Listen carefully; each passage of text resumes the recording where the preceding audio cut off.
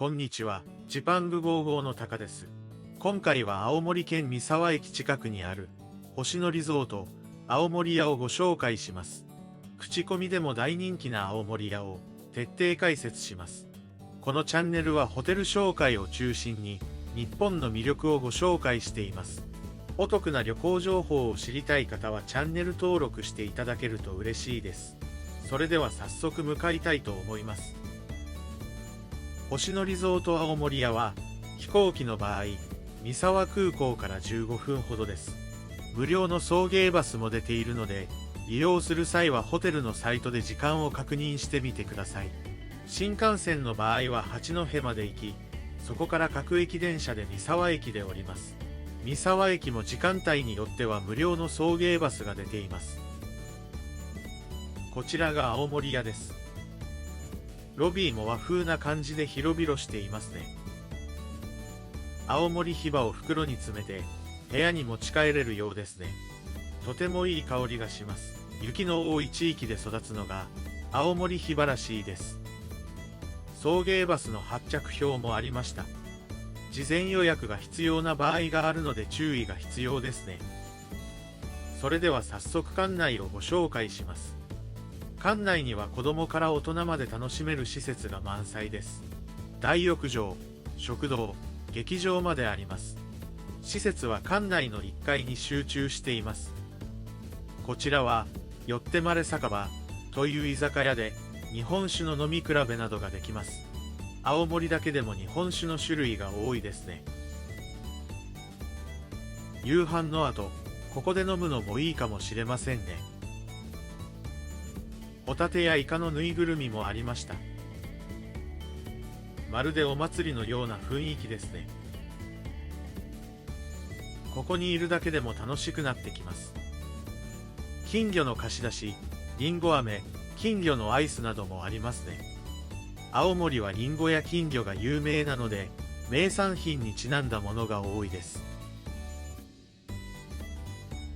青森屋名物の蛇口をひねったら、リンゴジュースが出てくる場所もあります。毎朝ラジオ体操もやっているようですね。こちらが蛇口をひねると、リンゴジュースが出てくる場所です。リンゴジュースが出る時間帯は決まっているようなので、注意が必要ですね。味はさっぱりしていてとても美味しかったです。飲みすぎ注意ですね。こちらはりんご飴です。数量限定なので、チェックイン後すぐに買いに来た方がいいですね。私は午後4時頃来ましたが、すでに売り切れていました。金魚の作り物が多く、見ているだけでも楽しいですね。おみくじや輪投げもありました。ホタテ釣りは朝やっているようですね。釣った枚数に応じて景品がもらえます。浴衣やアメニティはここから持っていくことができます。お土産売り場もありました。青森名産のジュース、お酒、食材、お菓子などが売っていました。お菓子はスナック菓子から贈呈品用もあり、幅広く取り揃えていました。ここでお土産を揃えるのもいいかもしれませんね。少し奥にも行ってみたいと思います。金魚ねぶたが吊るされていて、とても幻想的な通りですね。ここは食堂に向かう通路になっています。江戸時代、金魚は高級魚でした。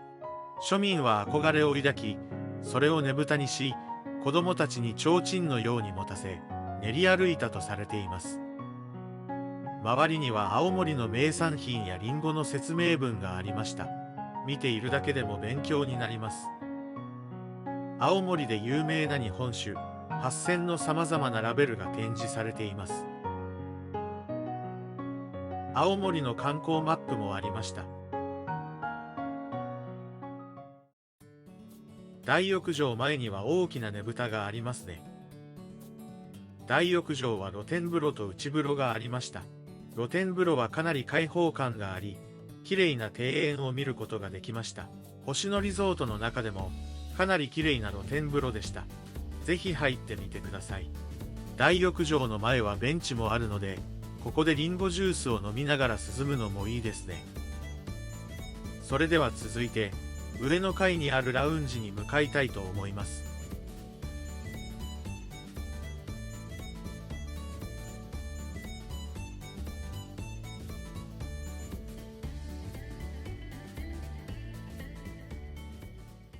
ラウンジも広々していますね。無料でコーヒーやカフェラテを飲むことができます。注意点は、館内にお昼を食べる場所がありません。夕食会場は昼間やっていませんし、他も午後3時以降にオープンです。夕飯も宿泊予約時にどうするか必ず確認しましょう。一番近い場所だと、徒歩15分ほどの三沢駅前に、喜楽亭という定食屋さんがあります。メニューはいろいろありましたね。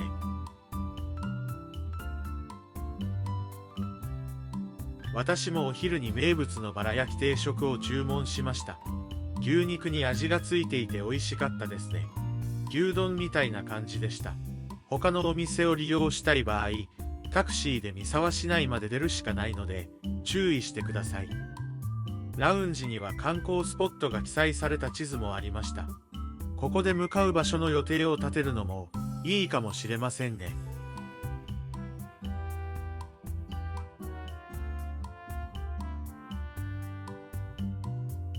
今回私は青森屋でゆっくりしようと思い、午前9時頃には着いていました。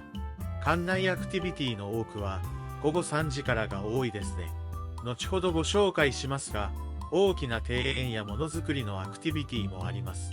そちらは午前中から遊べるものが多かったです。例えば徒歩20分から30分の園内を馬車に乗って回ることができます。園内を簡単に説明しながら回ってくれるので楽しいですね。冷えたリンゴジュースもついていました。値段は大人1人1650円です。馬車でのんびりするのもいいかもしれませんね。アクティビティは午前中から予約できるので、自身の予定に合わせて予約してみてください。それでは続いて、お部屋の紹介をしたいと思います。部屋の鍵は2つ渡してくれました。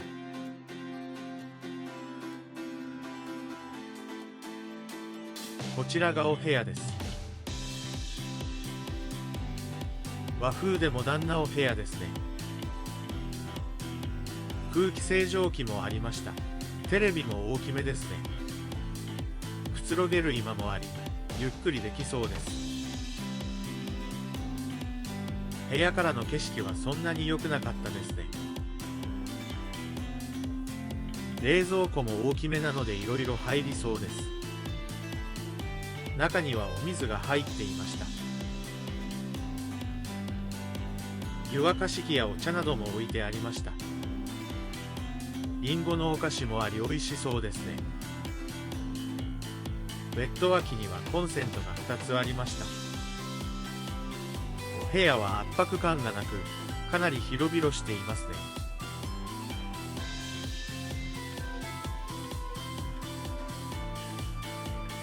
クローゼットの中にはバスタオルや浴衣、足袋も置いてありました。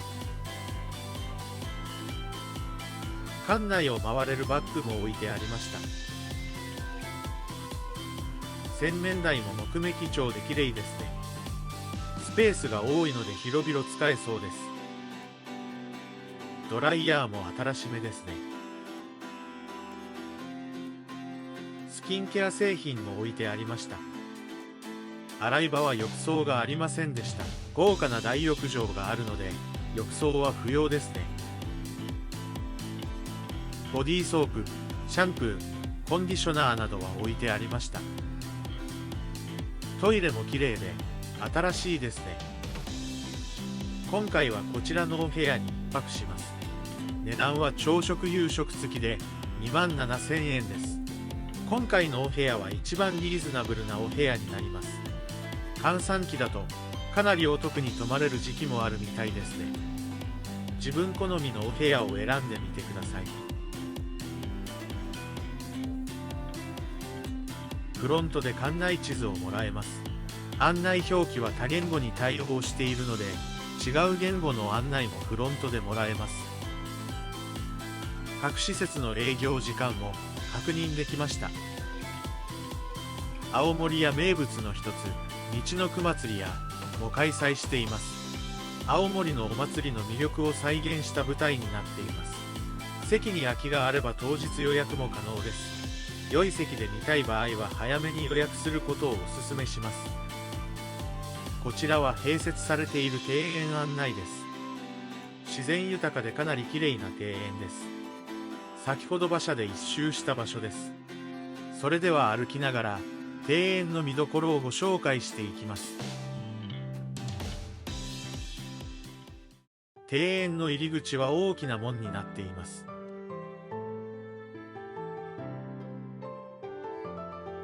落ち着いた雰囲気ですね。自然の木々があり散歩するだけでも気持ちがいいですね。庭園を見ながら夕飯を食べれる古民家もあります。ポニーを飼育しているので間近で見ることもできます。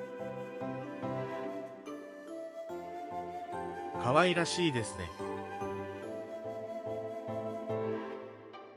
庭園内には大きい池があり、幻想的な雰囲気でした。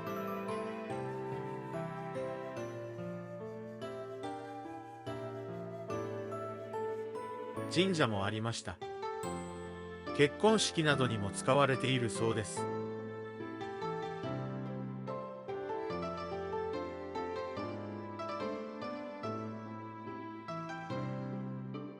水辺を歩いていると、夏場の暑い時期でもゆっくり過ごせますね。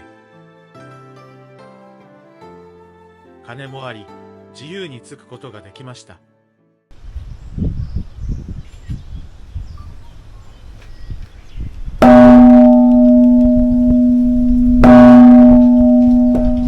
いい音ですね。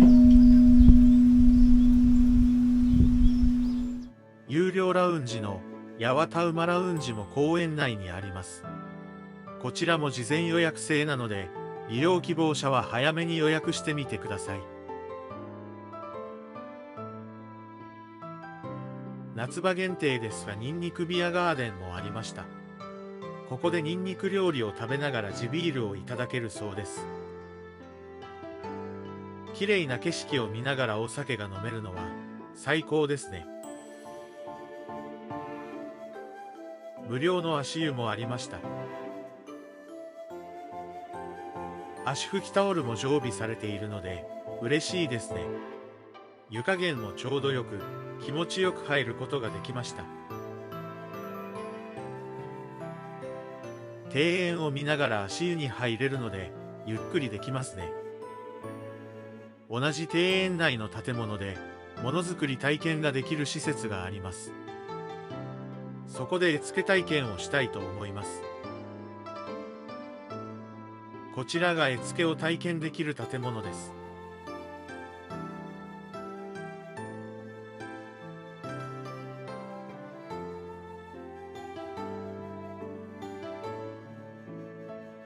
古民家のようですが、中はかなり綺麗ですね。落ち着いていて作業に集中できそうです。ここでは様々な絵付けやものづくり体験ができます。今回はホタテの貝に自由に絵を描く体験にしました。1回500円です。最初に自分好みのホタテの貝殻を選んだ後、絵の塗り方の説明があります。あとは自由に塗っていくことができます。私は絵心があまりないのですが、とても楽しめました。人も少なかったからか、時間制限は特にありませんでした。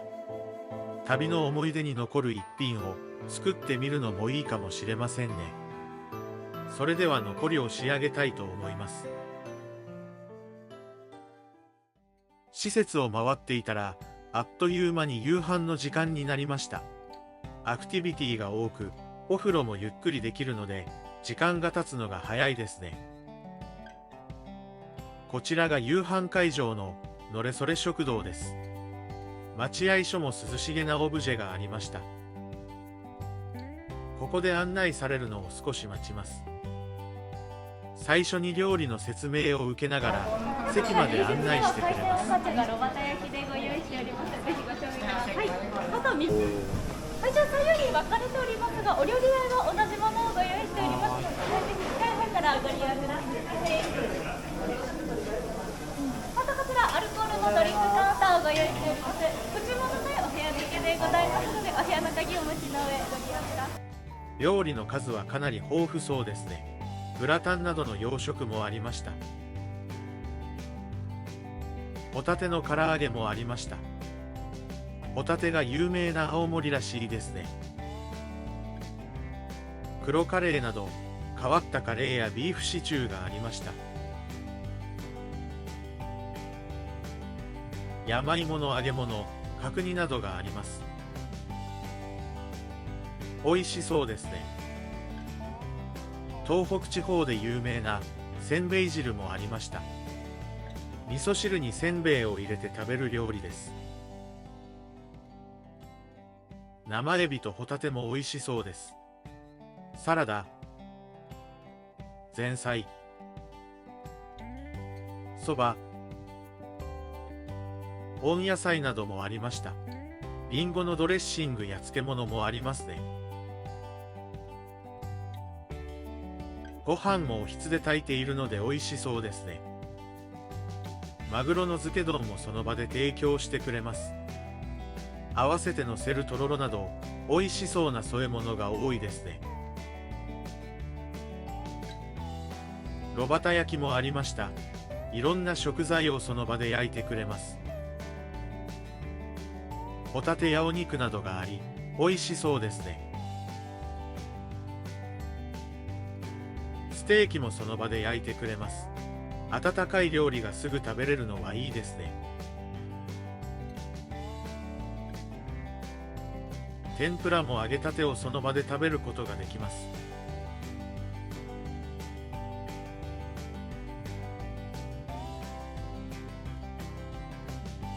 デザートもケーキ、アップルパイ、フルーツポンチ、わらび餅などいろいろありますね。ソフトクリームやリンゴチップなどもありました。ジュース類もいろいろありますね。リンゴジュース以外にもいろいろあるのは嬉しいです。ジュース以外にもお茶、コーヒー、ココアなどがありました。カフェインレスコーヒーなどもあり、嬉しいですね。料理の種類はかなり豊富で、美味しそうなものばかりです。全部食べてみたい料理ばかりでした。考えないとすぐにお腹がいっぱいになってしまいそうです。お肉や炉端焼きも美味しそうですね。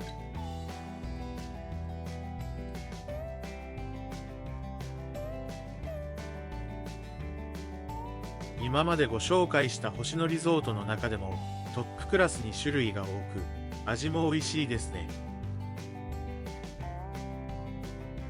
マグロの漬け丼も美味しそうです。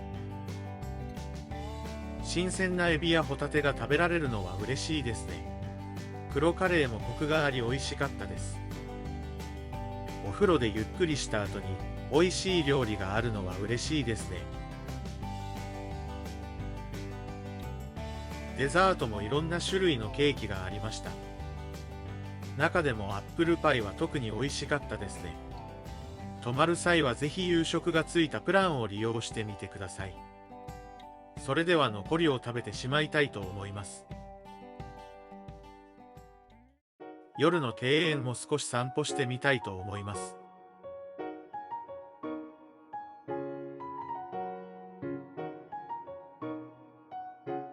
庭園は少しの街灯でかなり暗いですね。ライトアップをしてあるところもあり、幻想的な雰囲気になっています。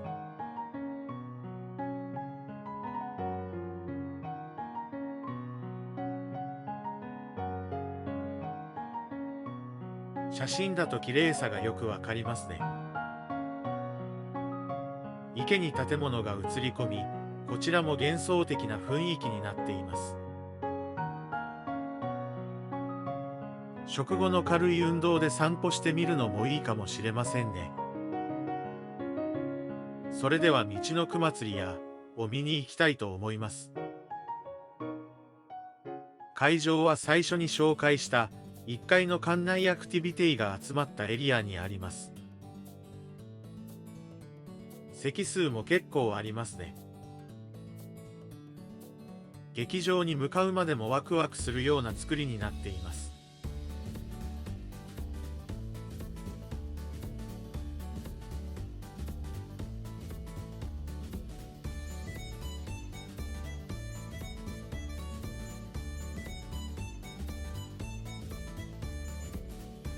観客席は演者と一体になれるように舞台と一体化しているのが特徴です。座席はすべて指定席です。座席は先着順ですので、宿と一緒に舞台も予約することをお勧めします。舞台と近いので臨場感がありますね。うちわも無料でもらえます。それでは舞台を楽しんできたいと思います。舞台の最後にお客さんが参加して一緒に踊ることができます。舞台の内容は撮影禁止でしたが、最後は撮影できました。ねぶた祭りで踊られている跳人の踊り方を教えてくれます。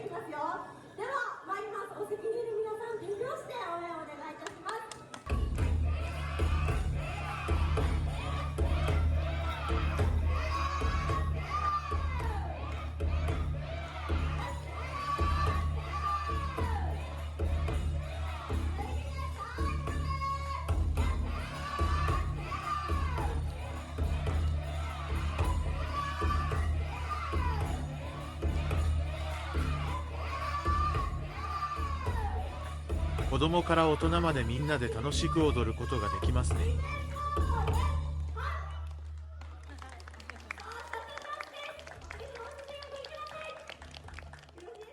最後は自由に記念撮影ができます。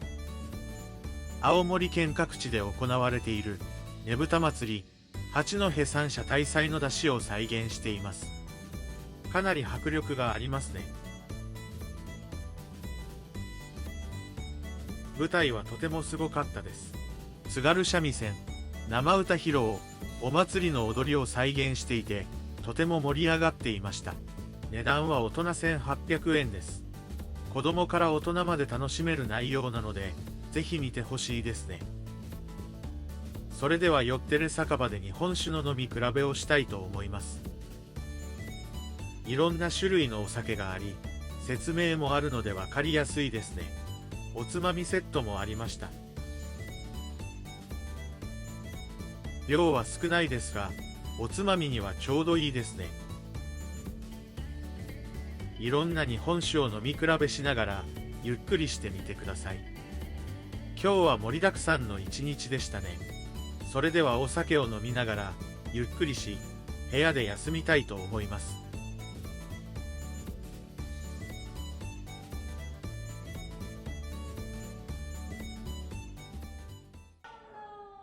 おはようございます。早速ですが午前8時からラジオ体操に参加しました。津軽弁のラジオ体操です。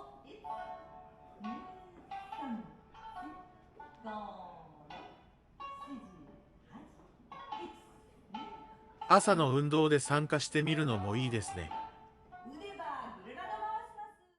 朝食もビュッフェ形式で、場所は夕飯会場と一緒でした。海鮮丼も作れます。朝から贅沢ですね。ホタテとイカのお茶漬けも作れるようです。和食も充実しています。卵、納豆、海苔、煮物や焼き魚がありますね。どれも美味しそうですね。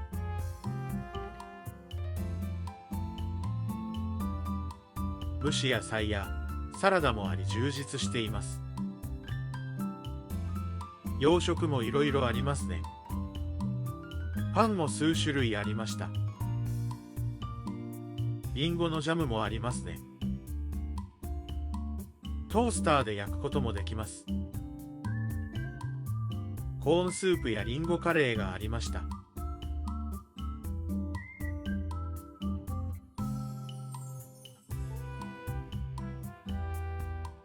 おかゆと白米も美味しそうですね。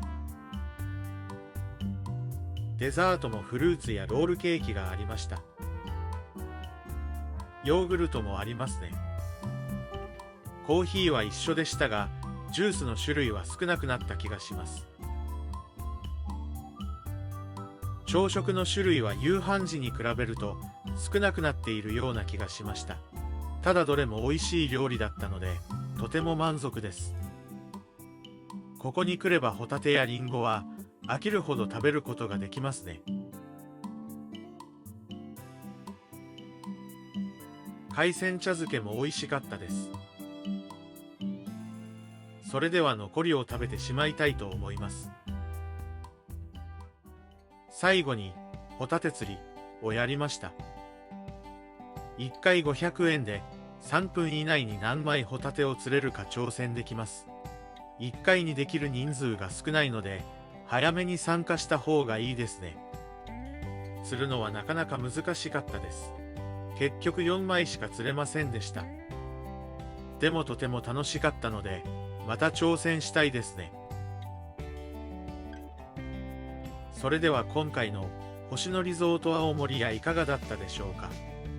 紹介する場所が盛りだくさんでしたね。子供から大人まで楽しめるエンターテイメント施設でした。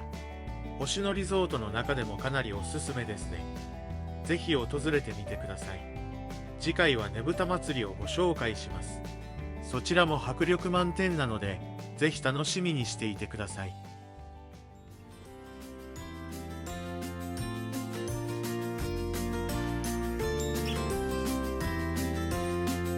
動画作りの励みになるので、チャンネル登録、高評価いただけたら嬉しいです。最後までご視聴いただき、ありがとうございました。